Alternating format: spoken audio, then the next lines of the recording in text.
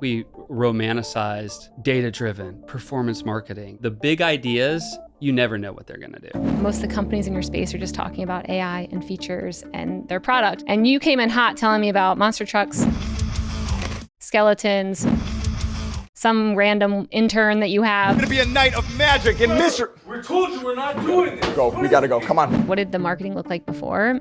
And what was your playbook? Just to be more attention-getting. The alternative is you look like everybody else. There's no differentiation. People don't love your brand. People aren't connected to your brand emotion, and you're never going to break through. And then you're really going to have a problem. We really are entering this new era of entertainment. You have to not just inform because people don't really care.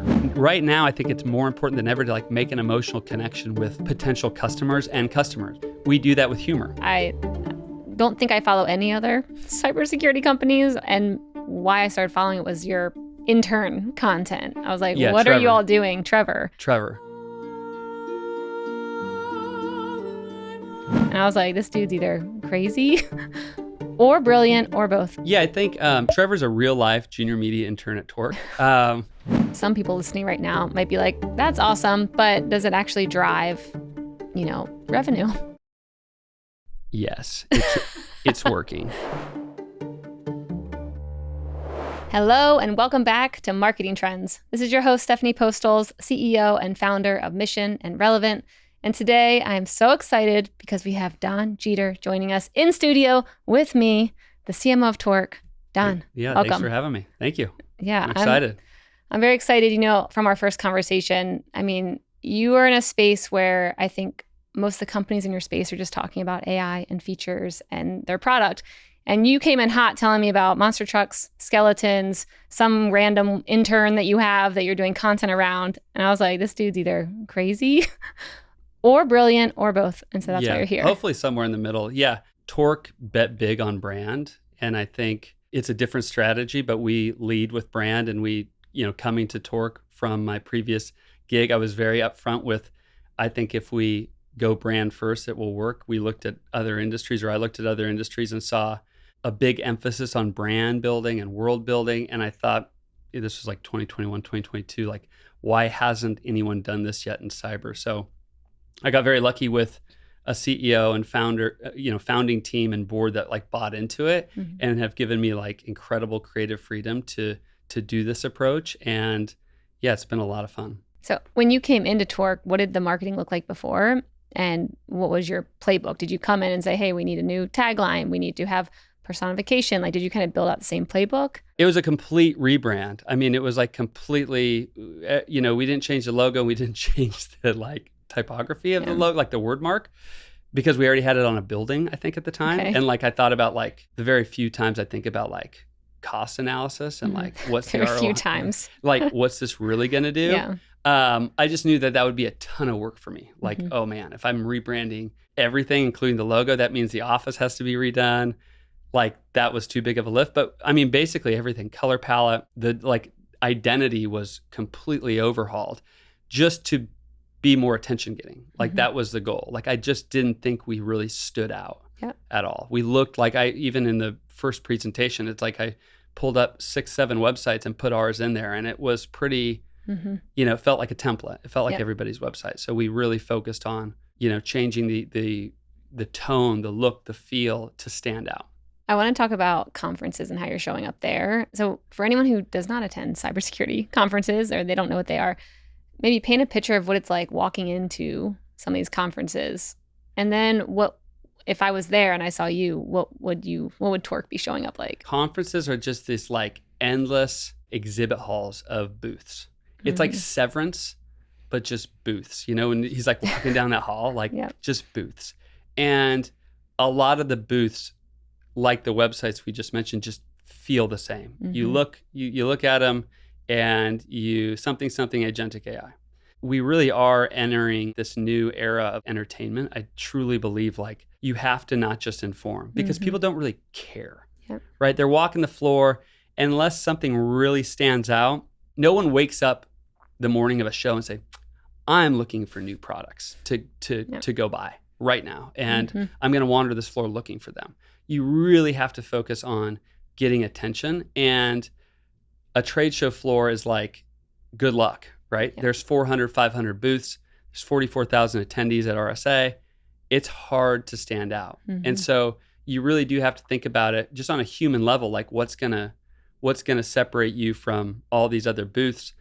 And we think about that really intentionally with how we approach it. For us this past year is like, I want to go get a partnership that's going to stand out and have some cultural relevance, like make us feel bigger, put us on another scale than everybody else in a similar stage of growth. And so this past year, we entered a great partnership. Shout out to Feld Entertainment and our friends at Monster Jam. And it's just been a great way to stand out. Like there's nothing bigger than, I don't know how big it's like 12,000 pound monster truck sitting in your booth. It's just like, no, you have to stop and look at it. Getting it into the booth, a nightmare. That's good content too. Probably. Yeah, it's great content. Like everybody's like, oh, I saw Gravedigger. And it like aligns perfectly with the Sora's Dead and some of the skeleton stuff we've been doing. So it seemed like such a natural fit. And that is one way. Now, not everybody can do a monster truck, but just thinking about ways, right, to stand out in a sea of sameness. Right? That's like what we spend a lot of time thinking about. Not so much, hey, how do we make this new feature really land, right? We have great features and functions, and you can't do any of this without a product. But on that floor, no one's stopping to read all about your features. It just doesn't happen. Yeah, I mean, I love that because I'm sure you already know these numbers, but most B2B buyers aren't in market. I think it's like 90% of them are not currently in market. And so you need to be in their eyes, hearts, minds for a long time before they ever think, I might need something around cybersecurity. Oh, this company Torque was literally all around me for the past 5 years. And I don't know if they have what I need, but they're at least in my head. And so like showing up long before they actually need what you have is so important. And I think most brands aren't doing that. You need to get that like mental real estate. And there's like cheat codes on how to do that. But some of the stuff, just thinking differently about how you show up in a social feed, how you show up on a booth floor, how you release content, what that content looks like, the kind of world building approach to how some of the consumer brands do it. Like you need to think more consumer now than ever, because you're not just competing with a bunch of B2B brands, you're competing with Netflix and TikTok and every other distraction in today's culture, right? Yep. So you mentioned world building. How do you think about world building for Torque? I mean, you have all these different things going on, but what does it look like, especially when you're starting from scratch? Like most people who have probably never built a world, especially within a B2B company, how do you go about thinking about that? I think for us, it like just started kind of very organically. I didn't like say, like, I'm going to build building a world today. Yeah, it's like you just kind of start connecting dots. And I think when you look at, great brands, and this is, I'm not a technical marketer. I don't have a big history of marketing, I just looked at like what has made an impact on me, personally on a consumer level. And I try to emulate a lot of that. So if you think about some of the best consumer brands, they do create these incredible worlds and these connected narratives and story arcs. And that's something that I just try to emulate. I think like Walt Disney, of course, like building a literal world, but all the properties are connected. It's incredibly integrated. Marvel's kind of like the modern version of that, right? The Marvel universe. I don't watch those, but there's like 18 of these movies or whatever. And then you even think about like Taylor Swift hinting at lyrics or album drops. I think that there's something now with today's culture where it's like brand is about belonging. And I think you need to find ways to create belonging in your brand and inviting people in to follow along and to follow your clues and content, not just being stopping, oh, here's a white paper, it's done. But connecting pieces, referencing those pieces in video, referencing those pieces on the trade show floor. There's something about, it's like it resonates with people if they feel like they're a part of it. Or, oh, I remember this from last year, or this story continues.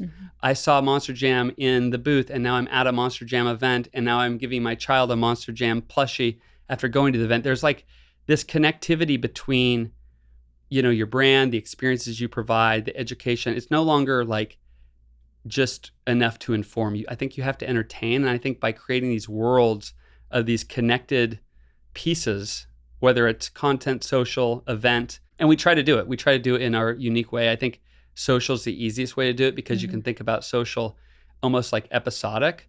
We do a lot with social where I think a lot of B2B brands it's like a product newswire. We think about social as like entertainment first, and how do we kind of build a world within our social feeds and then bring that world elsewhere. Yeah. So when it comes to your social feeds, I don't think I follow any other cybersecurity companies and almost no other enterprise companies because they don't have good content. Yours is hilarious. And I think why I started following it was your intern content. I was like, what Trevor. are you all doing? Trevor. I'd love for you to talk about the idea around that. Like, where did you come up with this idea? What is it? So the audience can understand this content. Yeah, I think Trevor's a real life junior media intern at Torque. I think we needed a vehicle for content that isn't necessarily like cybersecurity content. And I think going back, I don't know where a lot of the ideas come from. I think it's very iterative. I think that there's like, I'm influenced and our team is influenced by kind of niche internet content like Connor O'Malley and like some really deep, weird, Adult Swim stuff and like Tim Robinson stuff. I think you should leave. Like that stuff has always been very funny to me and a lot of the people on our team. And so a lot of the world building that we do is like, well, what would that look like if we took that to cyber?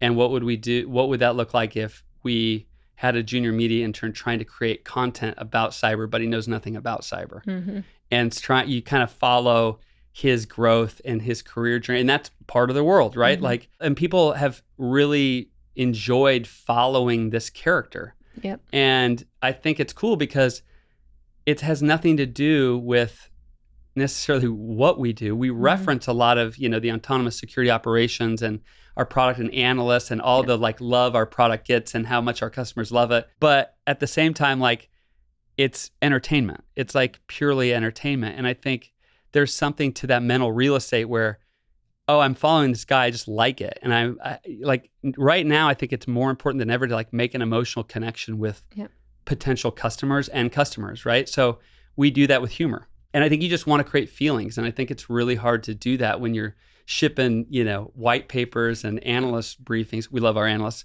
But like doing that all the time, you don't break through and create any sort of emotional connection. And for Torque, our big bet is like our brand is going to create real emotional connections with prospects and customers, and people will love us, and then they will find our product right when they need it.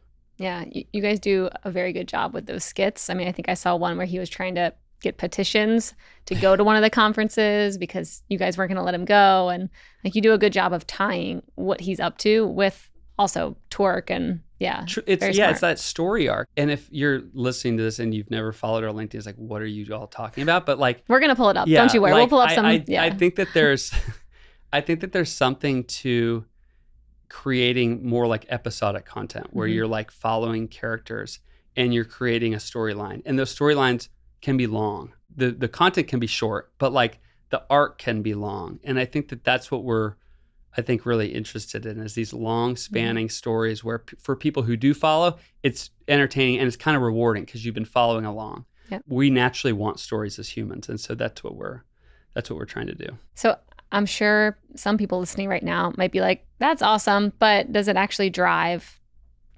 revenue for Torque? Like, is it performing? And I don't know if you have any high level, like ranges, directions that it's like things that it's actually driving that you could share, but yes, it's working. It's working. You had your chance. No, I mean, I wouldn't. Here's what I'll say. I wouldn't be able to keep doing this if it wasn't working. Yeah, like I would be cut off so fast, right? Like I think, I would have a very short leash if we weren't seeing the results from this. And again, I can't do this stuff without an incredible product that delivers, with an incredible sales team that goes out and knows this story and knows how to help our customers understand their pain points and understand how our solution addresses those pain points. None of this stuff works. You can have Trevor, you can have a van, you can have a sock goblin and a big monster truck. That doesn't work without this incredible team working with you on it. And it's very collaborative. And I think that's one last thing I'll say on world building is you want to invite prospects and customers in as a brand to collaborate, participate, and explore.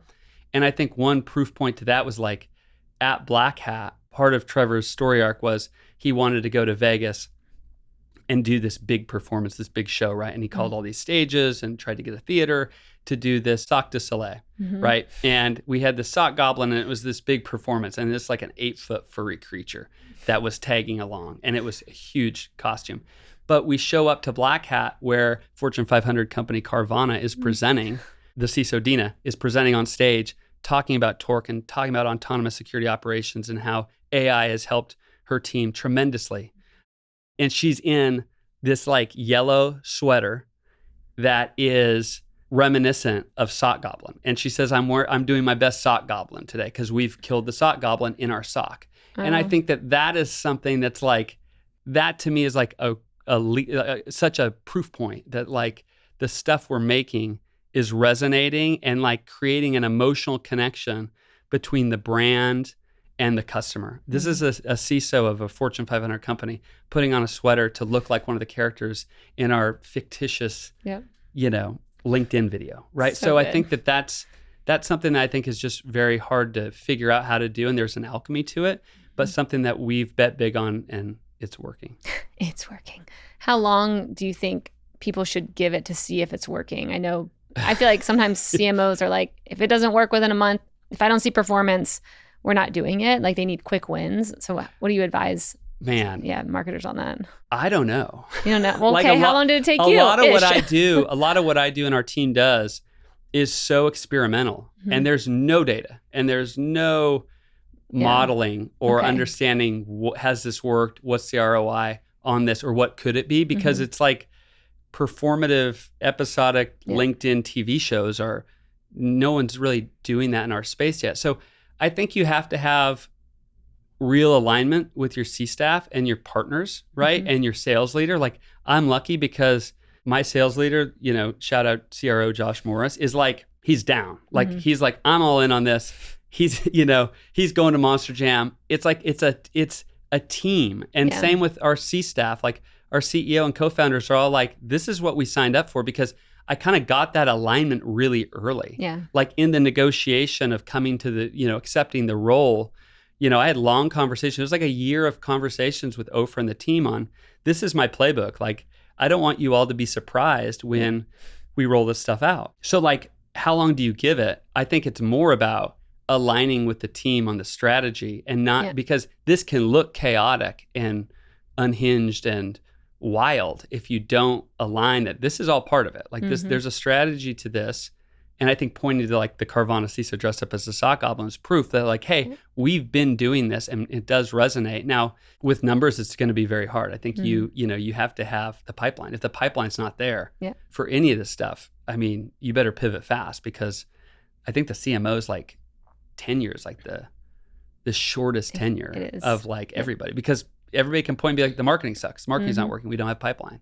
Yep. So you got to be, I think, a little bit bold, but also just get that alignment. So it's like shared accountability. So it's not just the marketing teams doing weird videos and bought a monster truck, Yep. Yeah. No, I love that. And I heard someone else talking about this, maybe someone from Superhuman, Harmony Anderson. She came on and she was like, I'm doing different influencer things, podcast sponsorships, but don't ask me for attribution numbers. Like, just let's see if revenue's growing, and don't try and make me like tie everything from everything I'm doing. Like, these need to be experiments and working quickly, and not be getting caught in like data analysis paralysis, not able to move anywhere. It's so hard. Like attribution is like brutal. And I think we romanticized data-driven performance marketing, and not that there isn't relevance to like saying, hey, I'm going to look at data and make some informed decisions. But some of this stuff, like I said, like the big ideas, you never know what they're going to do, right? And the alternative is to be like every one of those other booths in that exhibit hall, right? And you're never going to break through. And then you're really going to have a problem because you look like everybody else. There's no differentiation. People don't love your brand. People aren't connected to your brand emotionally. And they're not going to think about your brand if they do have a challenge that they want to solve. So I think it's like big bets, big, bold moves, high risk, but a great reward of like awareness and attention and being discoverable, and also like lovable. Yep. I also love what you said about getting other C-level team members on board from the beginning. That's everything. Yeah. That can't be stressed enough. Like it looks fun doing, fun merch and trucks and going out and doing the fun events. And it's a ton of work to like, one, pull that off. And again, like I'll just credit the team for being down to clown. Like you have to take risks to stand out. And before you do those risks, it's in your best interest if you're a marketing leader to go align, because now it's shared accountability. It's not like, oh, they just spent a bunch of money. We had no idea what they were doing. Yeah. So if it doesn't work, you can be like, hey, we were all in on this big bet, right? What does it look like? I mean, you've mentioned a couple of times you have to have a good product to be able to do these kind of things and make it work. What does your partnership look like with product and sales and all the other teams to be working so cohesively together? Well, I think the first thing is you can't be this bold, this confident, and I think out there if your product isn't standing up when you get to POC, right? Or when you're in a demo. If it's all theater and then you get behind the curtain and it sucks, it doesn't work, right? It's almost like you will never have a shot with that customer or prospect again because you've lost all trust. It's all marketing. And actually in this industry, people hate marketing. I knew the product was really good. Coming in, like you could tell right away, how confident the founders were, what I was reading from analysts, customer testimonials, like you look on G2 or Gartner Peer Insights, and you see the love of the product and how it has solved real challenges and how it's a new approach to a very old problem, which is automation, which historically legacy SOAR products have overpromised and underdelivered. Yeah. We're doing a great job, and our product's standing up and doing a great job. You have to be confident in the product behind you when you do marketing, like when you go to market with something like our go to market. And you need to be informed, I think, as the marketing leader on how it works. Obviously, the features, function, all that. So I just had on the CMO of Synopsys, and she basically said the number one problem with teams within a company is that they don't know how the company is like, how they talk about what they do, their branding, their messaging. So similar to what you just said, like coming in and making sure everyone's speaking the same language and talks about Torque all in a similar way. Yeah, she was like, that's the biggest issue she's seen with almost every big company. And as they get bigger, it gets even harder to manage. Well, as you add products, as you add different like product lines, I think you need, again, to like create belief that you're doing something bigger. And I think for us, we believe that the old way of automating just isn't working. And when we heard that, a lot of this has to be anchored to like real customer stories. And I think the thing that we heard over and over is, hey, in 2018, we bought this security orchestration automation response platform that promised to automate all this stuff for us. Years later, we're still stuck with, only a few things automated. To automate more, we need to hire professional services because this thing is so complex and requires such expertise that we don't have the people. We've not been able to hire people to work on it. And so that we just built a story around. It's like, oh, well, the easy way to say that story is SOAR is dead. This thing sucks. This thing promised all this automation. It never delivered. Here's how we do it differently, right? And I think a lot of times you can skip that phase of like, what's the like core story? Like, what's the narrative of like the emotional story that a customer would respond to? Not the like, I don't know, you've read the taglines out there that are like really long and very feature function or like very technical. Like SOAR is dead. Oh, everyone will remember that. It's 3 words. It's like, just do it, or I'm loving it. Or you look at the big brands like I mentioned, and like they always have these like really short, memorable taglines. For us, it's like SOAR is dead. Then we built our whole kind of identity around that because it landed. People had this like visceral reaction to SOAR is dead. It's like, yes, it is dead. I hate that. I hate my SOAR. Yeah. So it's talking like a human too, which is very different. And I'm not super, plot twist. I'm not super technical. What? Yeah. Surprise. So I also had to come up with a story for me and my team that's like we get a reaction from and we like, and we have some emotional investment in that story, and that's just really worked for us. So. Yeah. Have you gotten any pushback with your marketing for not being technical? Because I had another cybersecurity CMO on here, and they were trying to tell me that if you don't show up in these spaces very technical and show you know what you're talking about, like Reddit, of course, and other places, you're just gonna be kicked out. Like, have you ever gotten any people like giving you a hard time because it's not technical? It's a great question. Like, I think that you're never gonna get attention if you start technical. So like my whole approach is, our product is extremely technical, right? These are like some of the smartest people. These security operation teams are very, very technical, but I need to get the opportunity or the right to tell them about my product. And if I don't get their attention, I'll never get to the product. And so I think it's easy to be like, oh, they just do crazy, absurd, outrageous marketing and they have a truck and skeletons and that's cool. We get your attention and then we get you into the demo and that's very technical. Or we get you into the analyst briefing or analyst report and it's very technical. We may package that content up or those demos up in a fun way, but the product stands up. And that's kind of what I was saying. It's like if the product is not, really, really effective and we have the technical documentation to also support it, this stuff would fall down. We'd be laughed out of rooms. But the truth is that teams love it.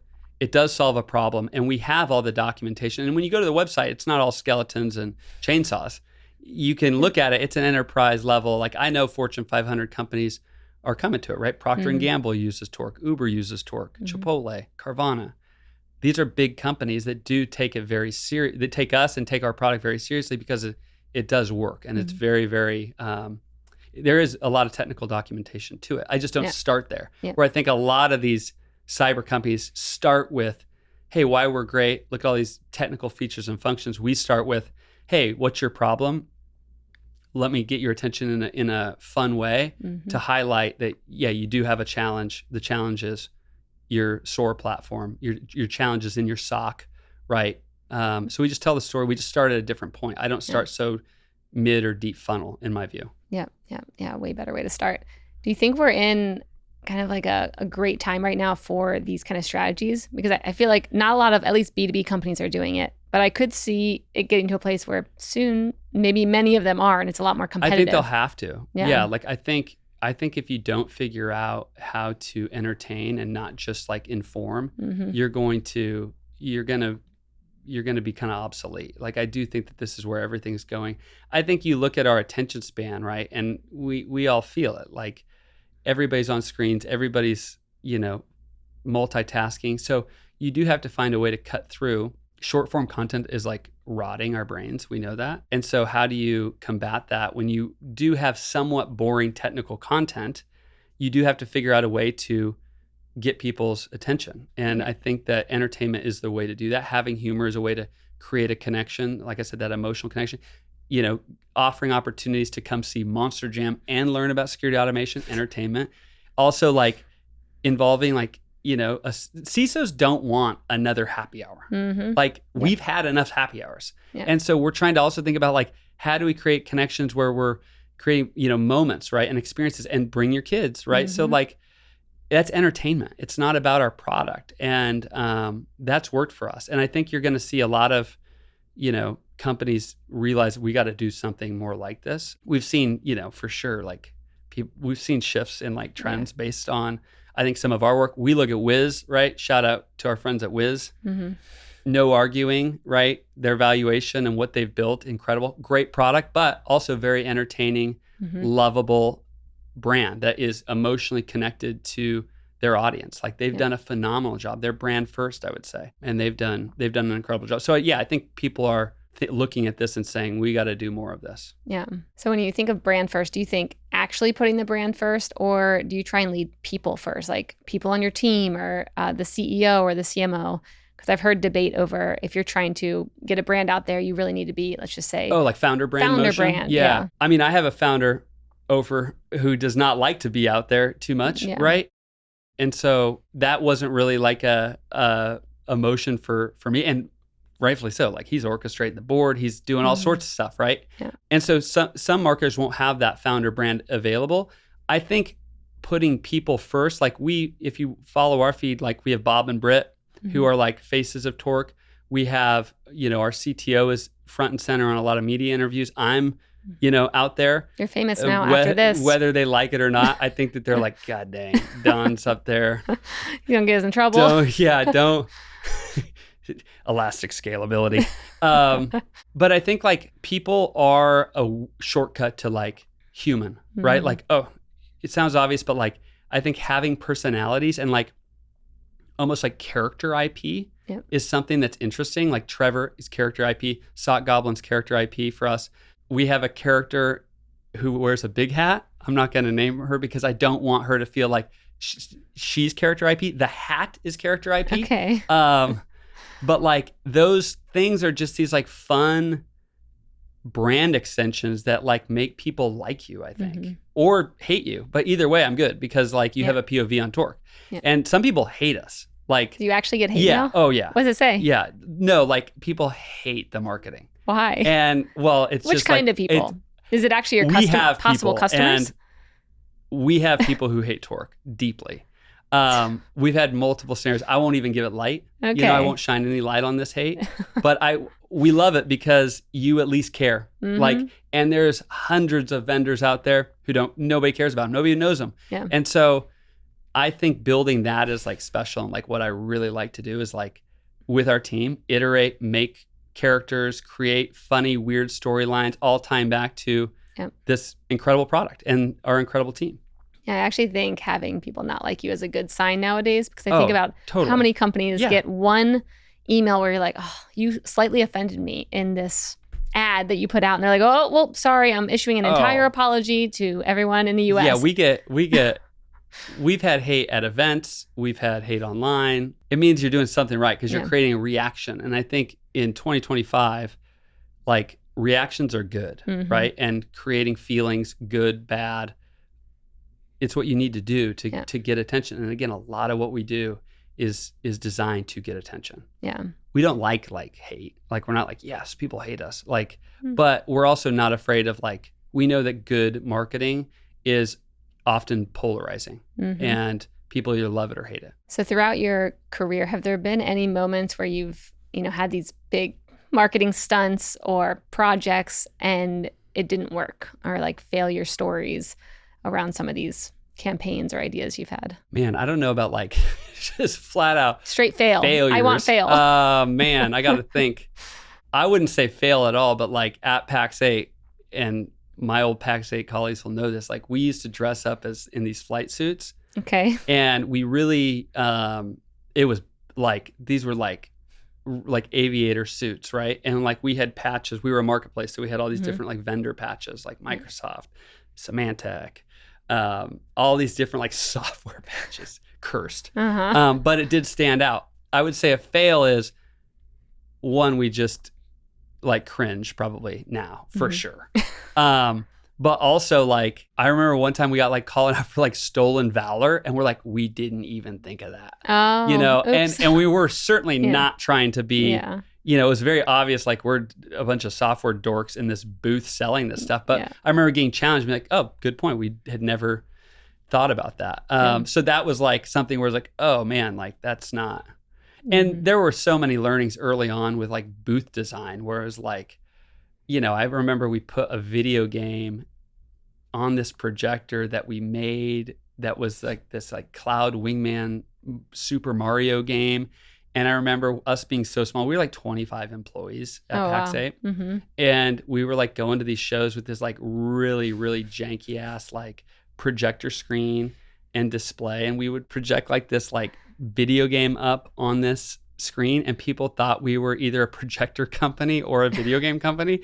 Both valid. Like both like, it does look like that's what we are. And like just like not knowing, like, this video game seems cool. Like collect all the cloud points by buying Symantec or Microsoft, or migrate and get, win. It was just really, really bad. So there were like several moments, I think, early there. We haven't had a massive, I would say massive failure, hopefully, at Torque yet. Yes. But there's no way, like you're doing stuff that you've never done. Like a lot of times we're doing stuff for the first time. We've never done it. Yeah. I was very nervous trying to get a Monster Jam truck into a venue. Like I was like, there were the fire marshals coming in. I was like, oh man, are we gonna get shut down? Like they're doing fire marshal stuff around. Like, do we not get a permit?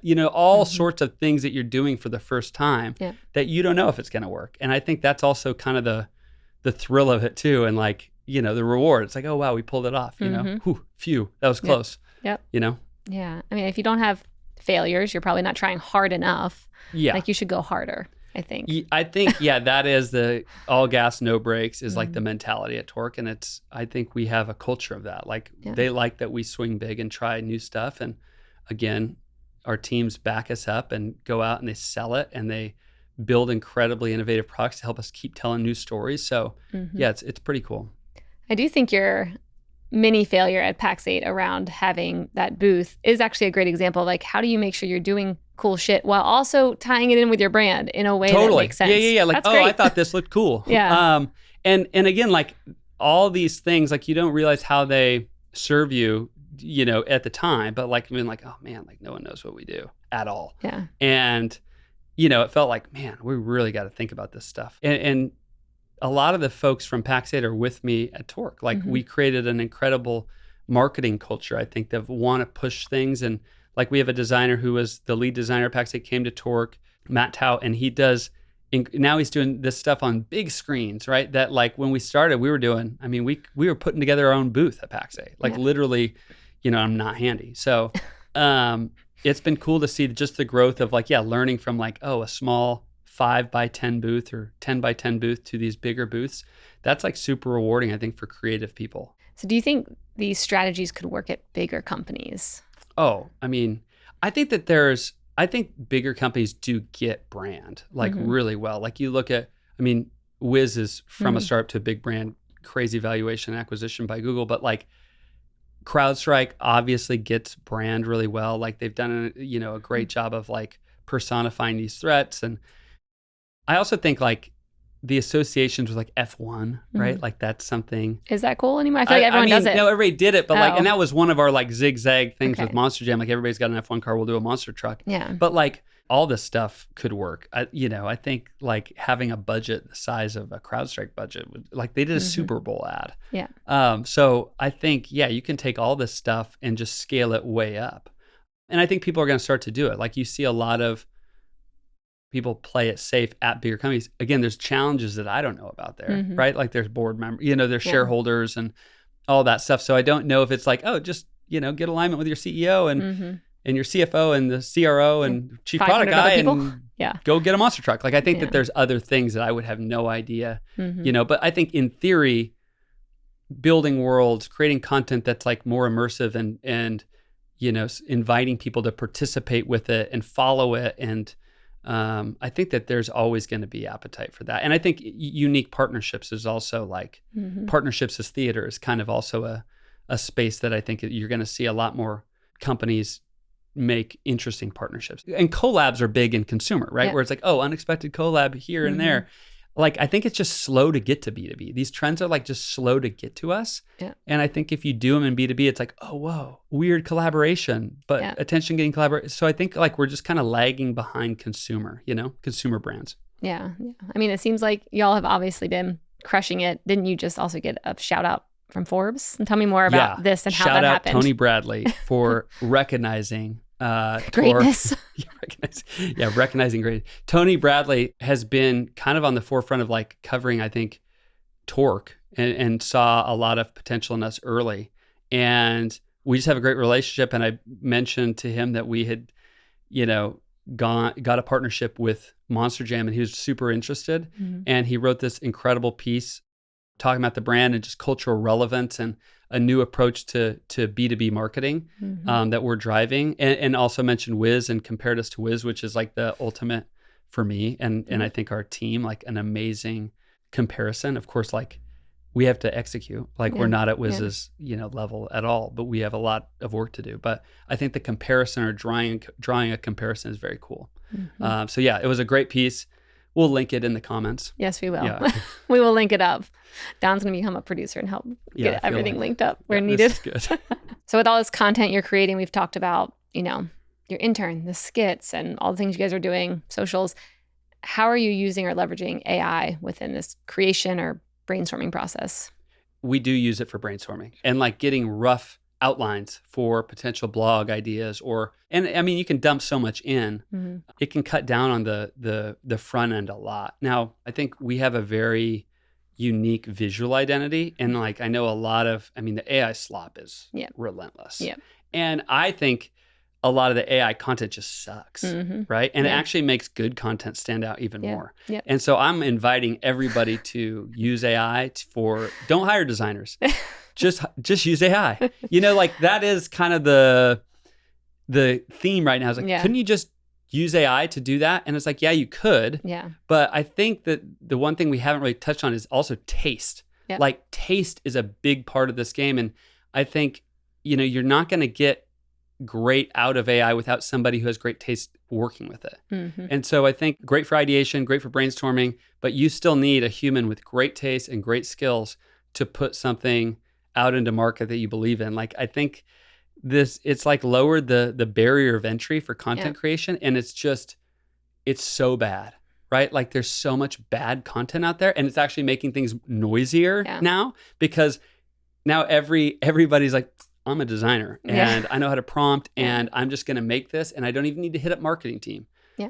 And so for us, it's like ideation, efficiencies, yes, but we're still going to, hand draw that skeleton or do things in a way that we really believe in and we, feel connected to emotionally. Like I don't put out work that I don't believe in. And so for us, it's like going the extra mile, making sure everything still reaches a standard that we have. And AI can't get there yet. I talk to people sometimes where they're like, you still have, let's just say, video editors. There's tools that can just take your podcast and cut 100 clips. And I'm like, yeah, and they're all shitty. So and look they at are, our and content. that's where we're at. Like we just need to be comfortable saying like it's not there yet. Yeah. I'm not saying maybe not never, in but a year, 2 years, 3 years, we can't like load these up with all of our skeletons and be able to, character consistency. I know we'll get there, but right now, like look at LinkedIn, look at all the bad AI content. That's where we're at. And so, we're still going to have great designers and great writers, because that's also what differentiates you as a brand. Yep. Man, LinkedIn is such boring content. I feel like it's a good space. So it's like, it's so right for just like you can fun, win. entertaining content. Yeah. And I think this is a very small window, because everyone's going to catch up and say, hey, we need to make more fun content. And you're going to get a bunch of Temu torques out there, like not, doing their funny version of whatever they think they want to do, which would be great, because we do need more entertainment on LinkedIn.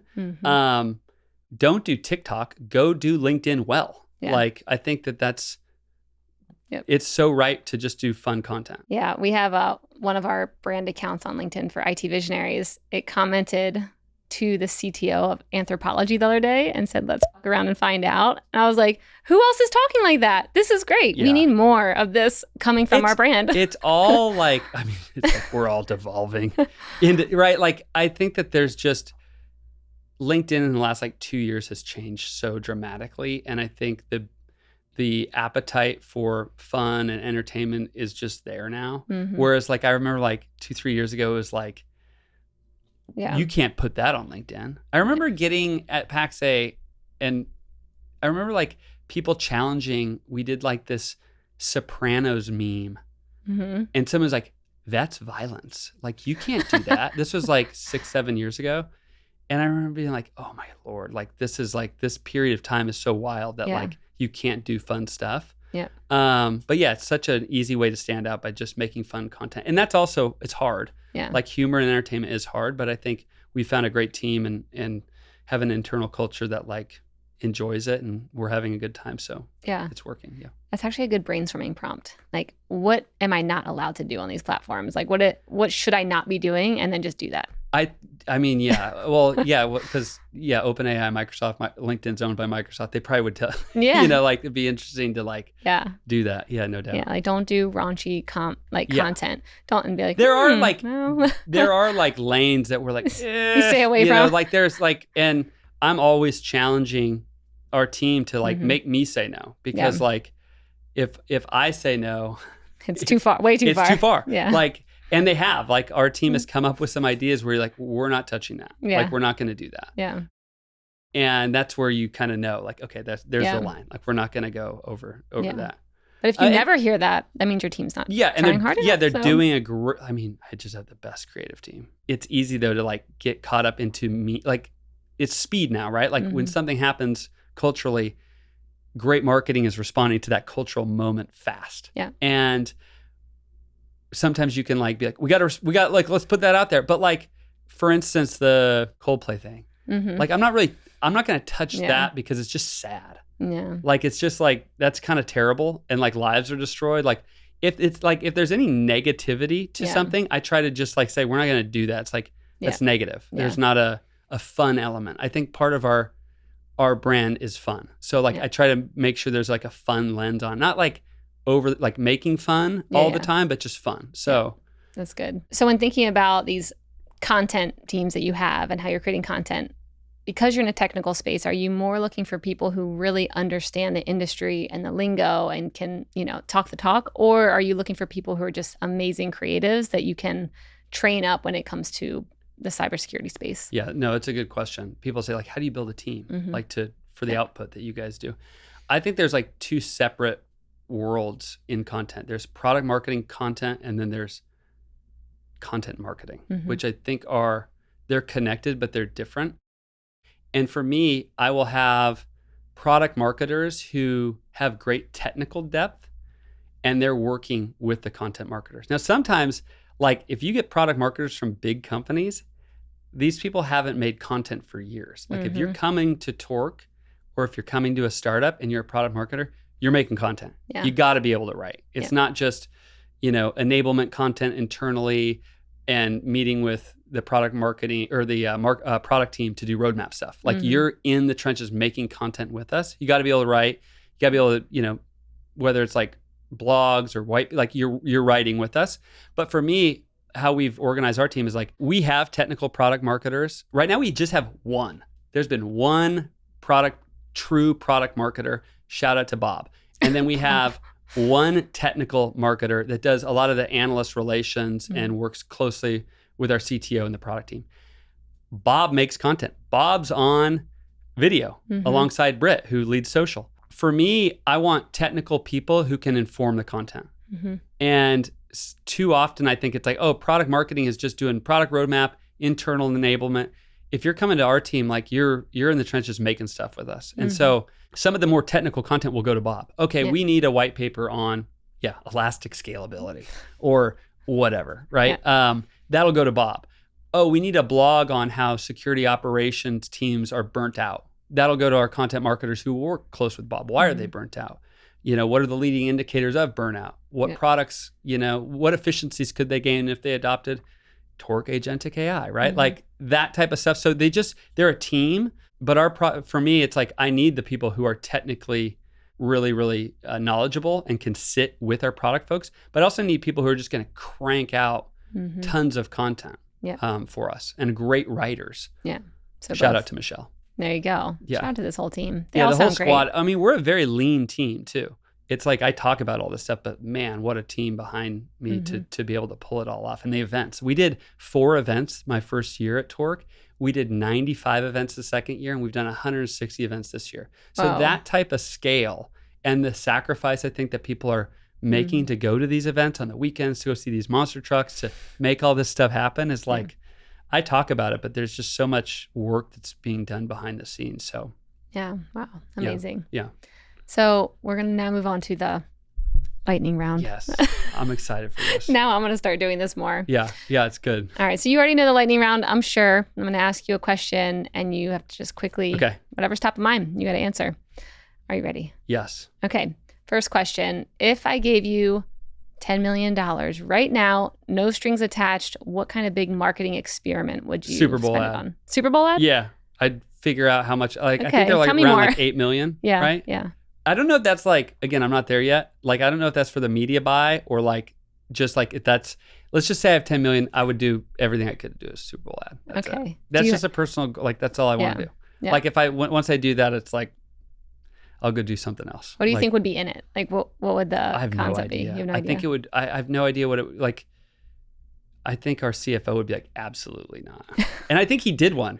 Okay. Your own CFO. He, I think, did Wix. I think he took Wix public, and I think they did a Super Bowl ad, and I think he was the CFO on who approved the Super Bowl ad, and I think he's just like, that was so dumb, you know, which it probably is dumb, but I do wonder. I mean, the only way I have heard it work well was when we had GoDaddy CMO on, and she said they took their content and they cut it up afterwards. It was also of the story ways. arc, though, kind of like what we've talked about. Like Walton Goggins, it was this whole narrative leading up to it. And, is it a real brand? Is it sunglasses? Is he really doing sunglasses? And then it just, they nailed that timing. Also, just cultural relevancy, too, of Walton with White Lotus and Righteous Gemstones, and now he's good. Like, it was like brilliant. Yeah. I think it was about their website builder. I have no idea what it was about, but yes, it was about their new product coming out, showing they're not just domains. Like, that would be a dream to do. I don't know if mine would be as, but again, that wasn't super straightforward either. Yeah. Like, that also is a kind of a proof point of this kind of world building and this kind of misdirection marketers are doing now to keep you interested and to get you to lean in and want to like learn more about what is this. Yep. What is one sacred marketing belief that you think we'll be laughing at in a year or two? Oh man, that is a good one. Like a sacred marketing belief. I've never said I'm a data-driven marketer. So I heard that for years and I was like, and I couldn't ever say it with a straight face, like I'm a data-driven marketer.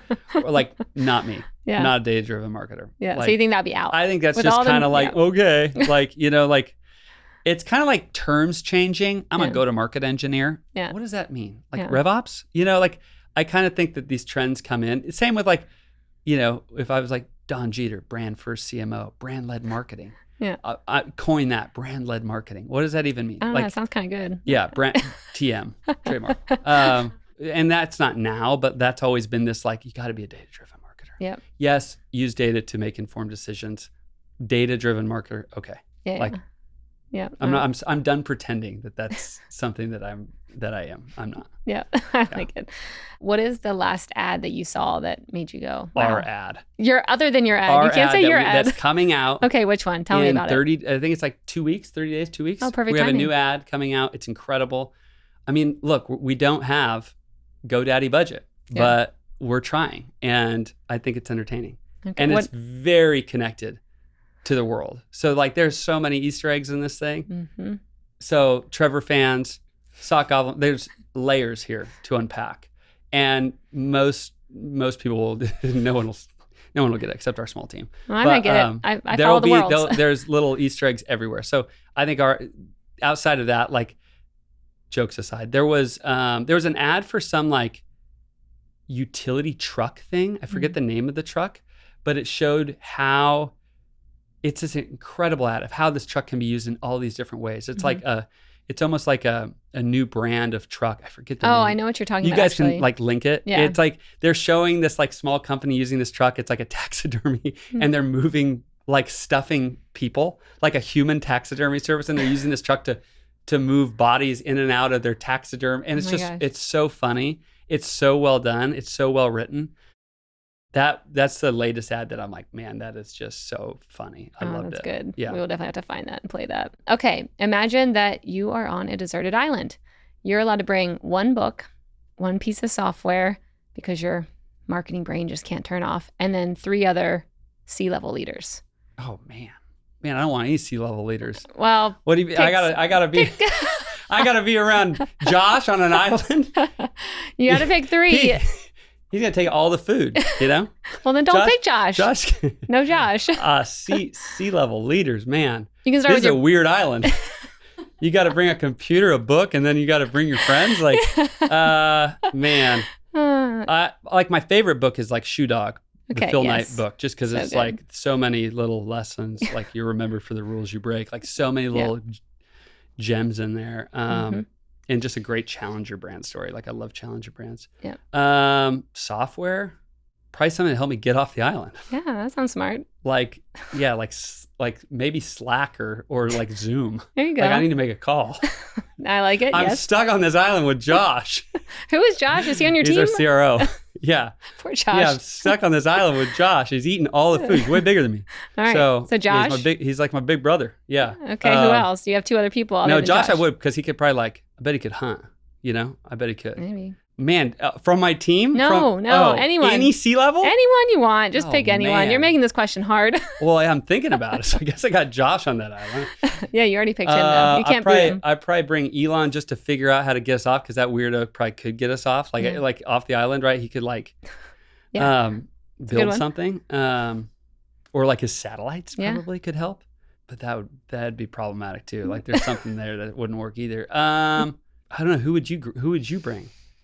I would probably bring people like one person that's just a good vibe to be around. You said C-levels, right? Well, pick whoever you want at this point. Oh, well, definitely my wife. Okay. And my son. Okay, never mind. Okay, yeah. No, you can't go instantly. there.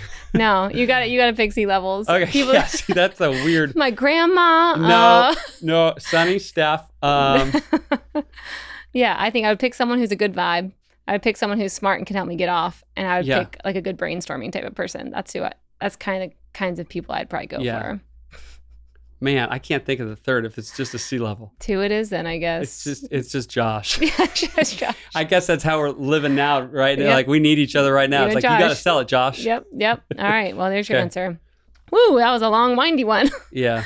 Okay, next question. If you weren't in marketing, what would you be doing? I think I'd probably try to be building some sort of brand. I'd probably be failing as like one of those like creatives in like California, trying to be like a multifaceted creative director somewhere. Starving. Probably. Like I think like I'd love to be in consumer. I think like somewhere like a CD at like a big brand probably. That's like. I think Torque is an amazing vehicle to do great creative work, and it happens to work for marketing and generating demand. So I think that somewhere in the creative world I'd be, for sure. Don, you were a great guest. Okay. Thank you for coming on Marketing Trends. Thank you. Yeah, it's been fun. Where can people find out more about you and all the crazy marketing stunts you're doing? LinkedIn. I think it's like LinkedIn/good marketing is my. There you go. Yeah, Don Jeter, smash the subscribe button.